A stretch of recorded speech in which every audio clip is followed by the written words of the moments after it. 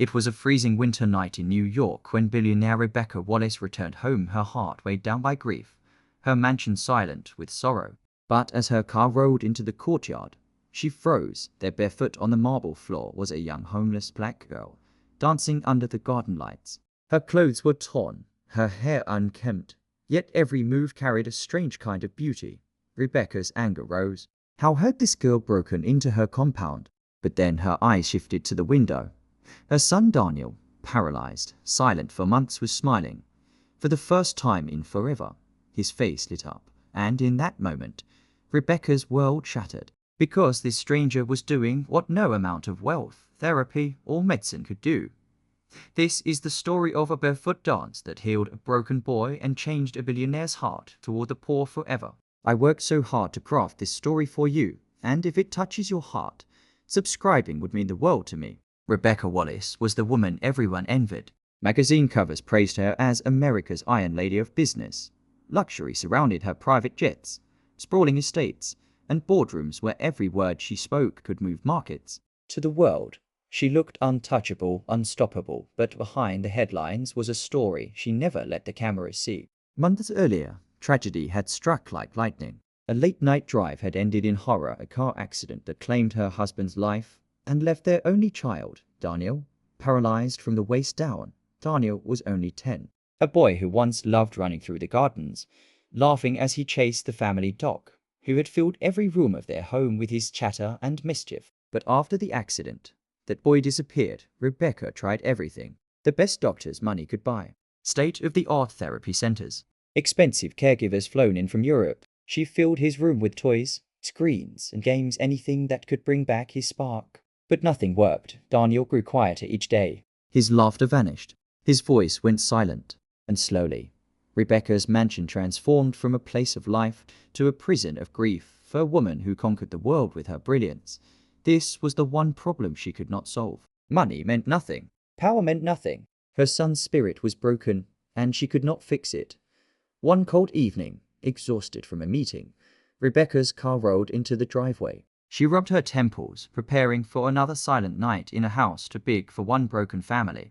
But then her driver braked. Something unusual flickered in the courtyard lights. Rebecca leaned forward, eyes narrowing. There, barefoot on the cold marble, was a girl. Maybe 14, maybe 15. Her clothes were torn, her feet raw from the chill. But she moved with grace, twirling, leaping, bending her every step a language of hope. Rebecca's heart slammed in her chest. What on earth? She snapped at the guards. How did she get in here? They rushed forward, ready to drag the girl away. But then Rebecca's gaze shifted to the window above. Daniel was there, sitting in his chair, watching. And for the first time in months he was smiling. Rebecca's breath caught.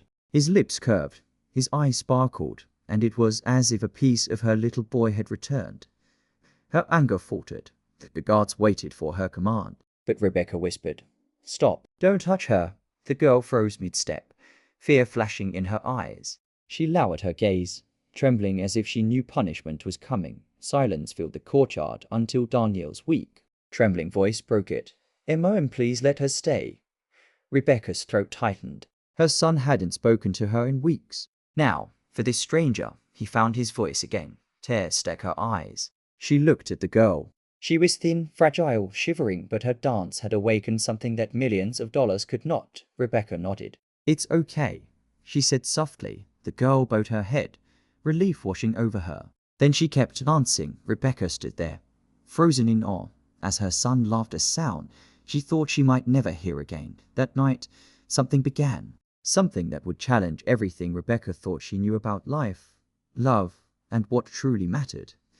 Because this barefoot girl was not just a trespasser. She was a messenger, a healer. And soon, Rebecca would learn her story, a story that would break her heart wide open. The courtyard that night became sacred ground. Rebecca stood quietly, arms folded, watching this barefoot stranger dance. Every twirl seemed to stitch together the broken pieces of her son's spirit. When the music of silence ended, the girl stopped. She looked at Rebecca nervously, as though waiting to be punished. Her breathing was heavy, her feet red against the marble. Rebecca approached slowly. "What's your name?" The girl hesitated, then whispered, "Aliyah." Her voice was soft, almost fragile, but carried a dignity that struck Rebecca. "You shouldn't be here." Rebecca said, her tone firm, though not unkind. I know, Aliyah replied, lowering her eyes. I saw him by the window. He looked so sad.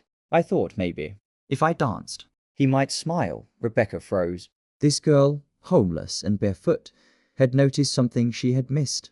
Inside, Daniel's voice rose again. Please, MOM, let her stay. Just a little longer. Rebecca's lips parted, her son pleading for something other than silence. She looked back at Aliyah, then sighed. All right, tonight. Just tonight. Aliyah's eyes softened in gratitude. She bowed her head once more and slipped quietly away into the shadows of the street. That night, Rebecca couldn't sleep. She replayed the scene in her mind, Daniel smiling, laughing, speaking because of a girl who had nothing. The next evening, at the same hour, Rebecca heard something outside. She peeked through her curtains. There she was again, barefoot, thin as a whisper, moving with grace against the cold night air. And once again, Daniel's face lit up. His laughter filled the room. For the first time in months, Rebecca found herself smiling too. The pattern continued. Each evening, Aliyah returned. Each time, Daniel grew brighter. He began talking again, asking about her, waiting eagerly by the window. One night, Rebecca decided to step outside and watch more closely. She crossed the courtyard, her heels clicking on the marble, and stopped before Aliyah. You come here every night, Rebecca said. Why? Aliyah's eyes lowered. Because I know what it feels like to be sad, to feel trapped. My brother, he's in a wheelchair too. When he gets down, I dance for him. It makes him forget for a while. Rebecca's chest tightened. Your brother? Yes. He's younger. We live on the streets. Our parents are gone. I try to take care of him. It's hard, but when I dance, he smiles. And when I saw your son, I couldn't just walk away. Rebecca stood stunned. This girl, who had nothing, no roof, no family wealth, was carrying the kind of love and hope she herself had struggled to give. For the first time in years, Rebecca felt humbled. As the nights went on, Rebecca began to look forward to Aliyah's visits. She provided food quietly, leaving trays at the edge of the courtyard. At first, Aliyah refused, but hunger eventually overcame pride, and she accepted, bowing gratefully before slipping back into the streets. One evening, Daniel surprised his mother. MOM, he whispered. Can she come inside? Rebecca hesitated. Her world had always been one of boundary security gates, guards, walls to keep outsiders away. But looking into her son's pleading eyes, she realized perhaps those walls had trapped her as much as they protected her. She nodded. That night, Aliyah stepped into the grand mansion for the first time. Her bare feet touched polished marble floors that gleamed like mirrors. Her wide eyes darted across chandeliers and towering staircases, but none of it distracted her. The moment she entered Daniel's room, she smiled warmly at him as though he wasn't a billionaire's son, but just a boy who needed a friend. Hi, she said softly. Daniel grinned. Hi. It was the beginning of something Rebecca hadn't seen in months, a friendship blossoming from the ashes of despair. Over the next weeks, Aliyah came regularly. She danced not just in the courtyard, but inside Daniel's room, where the warmth sheltered her from the bitter nights. She taught him hand movements he could mimic from his chair, turning their sessions into playful games. For the first time since the accident, Daniel began to hope. He laughed again. He dreamed again. He asked questions, told stories, even teased his mother gently the way he used to. And Rebecca, she felt her heart healing too. But with hope came conflict. Her closest friends scoffed when they noticed the young stranger in her home. Rebecca, you don't even know who she is. What if she steals? What if the press finds out you're harboring some street girl? Do you want that kind of scandal? Rebecca wavered. She had built her empire on reputation, precision, control. Now here she was, letting a homeless girl into her guarded world. But then she'd look at Daniel, his eyes shining, his voice full of life, and she knew no amount of gossip or scandal mattered compared to this. And yet, she couldn't ignore the nagging thought. Who is truly taking care of Aliyah? Where did she go after she left the mansion? Was she safe? One night, Rebecca decided to follow. She had her driver trail Aliyah at a distance as the girl slipped through the darkened streets of the city. The car finally stopped at an abandoned building on the edge of town. Rebecca stepped out cautiously, the cold air biting her cheeks. Through a cracked window, she saw it. A boy, frail, small, confined to a wheelchair. Aliyah sat beside him, feeding him scraps of bread she had saved from Rebecca's kitchen. She smiled at him, humming softly, even though her own body shivered with hunger. Rebecca's chest ached. The barefoot dancer wasn't just healing her son. She was fighting every day to keep her own brother alive. And in that moment, Rebecca knew. This wasn't just about kindness anymore. It was about destiny. Rebecca returned home that night with a decision forming in her heart, one that would forever change the lives of not just her son, but Aliyah and her brother too. Rebecca couldn't shake the image of that broken-down building. Aliyah's thin figure hunched over her brother, sharing scraps of food she had saved from Rebecca's kitchen. The boy's wheelchair was old, its wheels squeaking with every movement. His legs thin, lifeless, hung awkwardly as he smiled faintly at his sister's songs. Rebecca returned home that night changed. For years, she believed compassion was measured in charity dollars, donations, and numbers on a check. But this girl, this barefoot dancer, was teaching her a new truth. Real kindness was sacrifice. It was giving from nothing. The next morning, Rebecca made her decision. When Aliyah came to dance that evening, Rebecca met her at the courtyard. She placed a gentle hand on the girl's shoulder. "Bring your brother," she said softly. "Both of you will stay here now. No more streets. No more hunger." Aliyah froze, her eyes wide, as though she hadn't heard correctly. "My brother?" "Here," Rebecca nodded. "Yes. He deserves warmth. And so do you." Tears welled in Aliyah's eyes. She bowed deeply, her lips trembling. Thank you, thank you." That night, a black car pulled up outside the broken building. Aliyah guided her brother, Malik, into the vehicle. His face was pale, his body frail, but his eyes glowed with gratitude. For the first time in years, he felt safe. The mansion became a home of two worlds colliding. In one room, Daniel, Billionaire's son, sat in his modern wheelchair. In another, Malik, homeless boy, rested in a bed so soft he barely dared move. At first, Daniel and Malik were shy. Their worlds had been too different. But slowly, through Aliyah's gentle encouragement, a friendship bloomed. Daniel rolled into Malik's room one afternoon, grinning. "So, your sister makes you watch her dance too, huh?" Malik laughed weakly. "Every day. Sometimes I pretend to be asleep just so she won't." Daniel chuckled for the first time in months.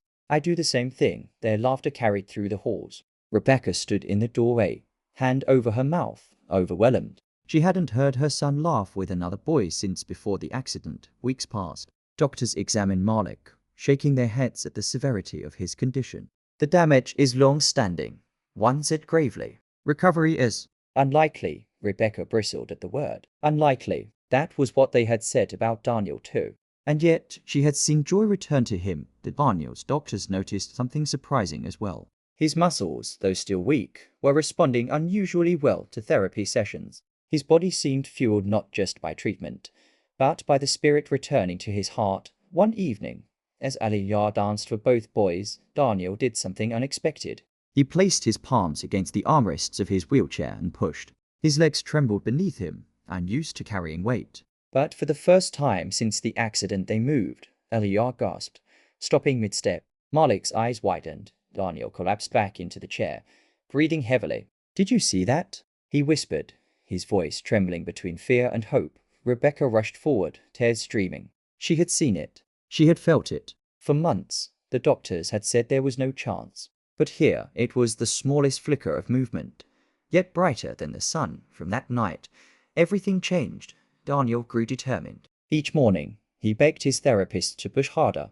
to give him more exercises. Each evening, Aliyah inspired him, her dancing like fuel for his spirit. And when he faltered, Malik encouraged him with laughter and brotherly teasing. "You're lucky," Malik would say. "You have all these trainers. All I have is Aliyah's bad singing voice." Daniel grinned. "Trust me, you don't want to trade." The bond between the three children deepened. They ate together, played board games, and dreamed aloud. For the first time, Rebecca's mansion rang with life again. And yet, the tension grew.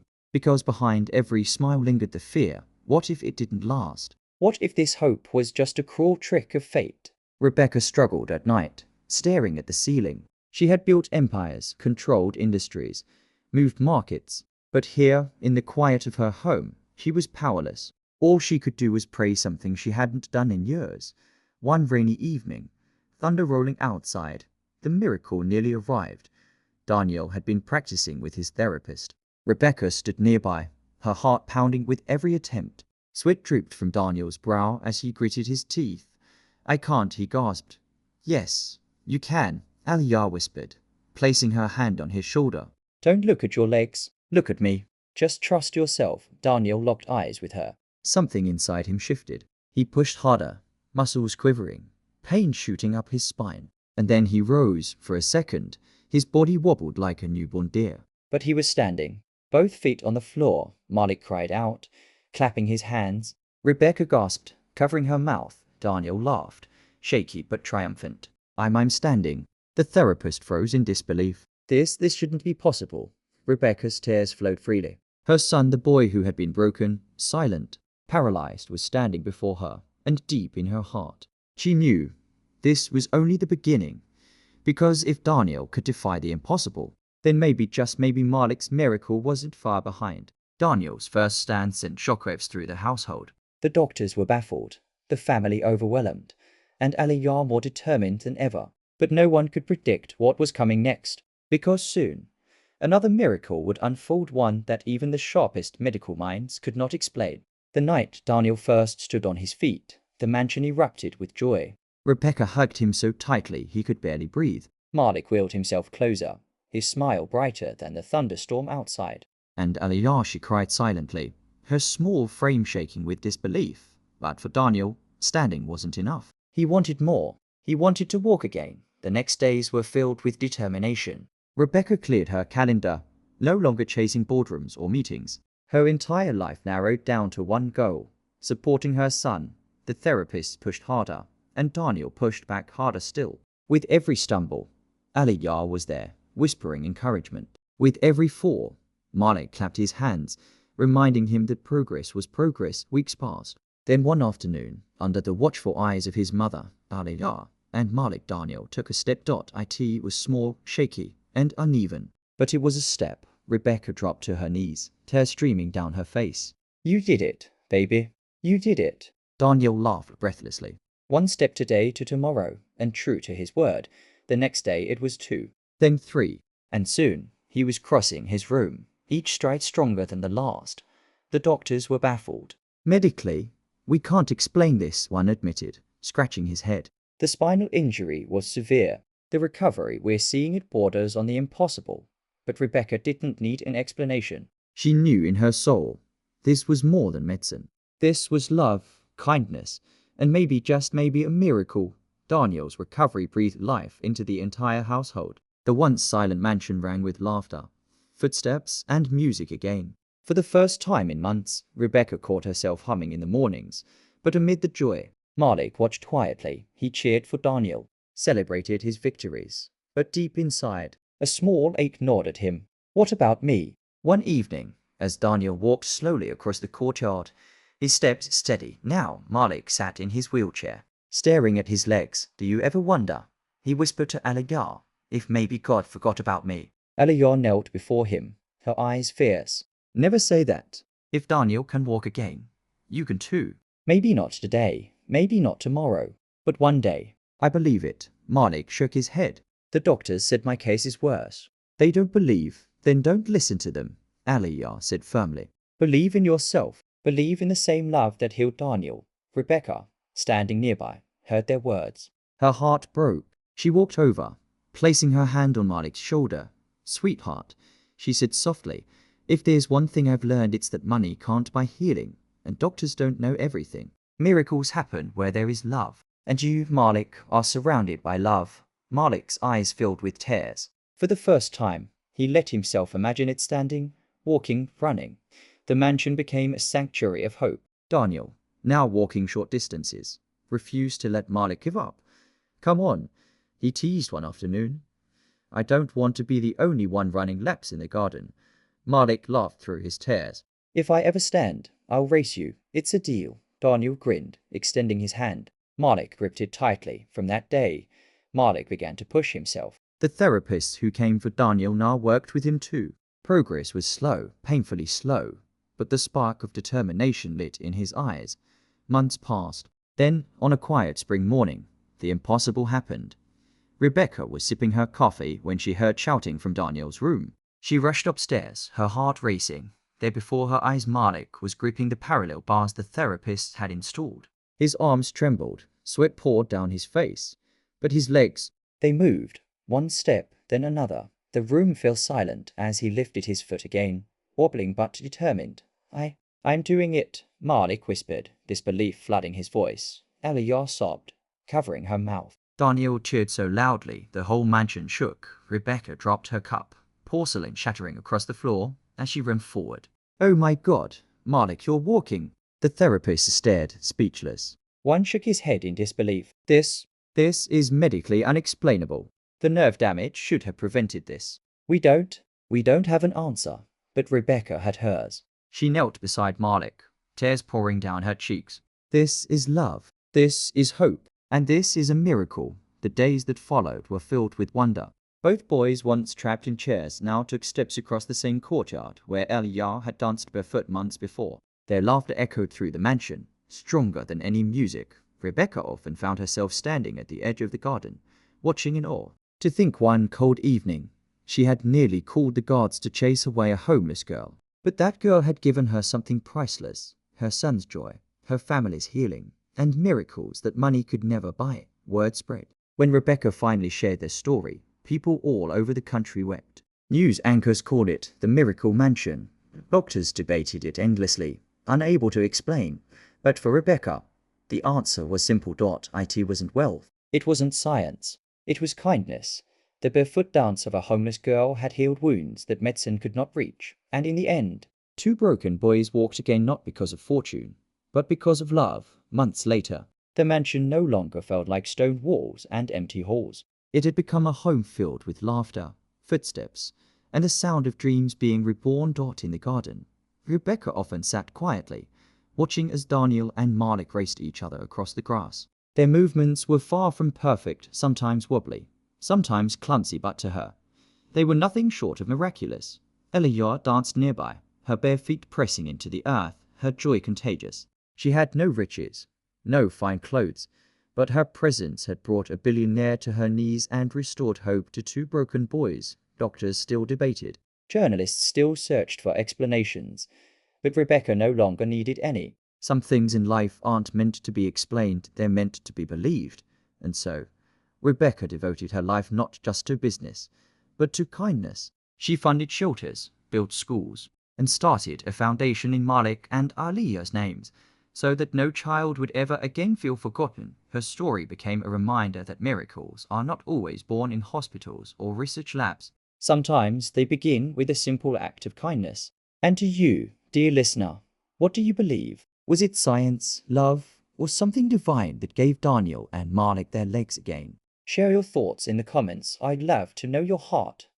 And if this story touched you, don't forget to like this video, leave a comment, subscribe, and share it with someone who needs hope today. Because kindness, it changes everything.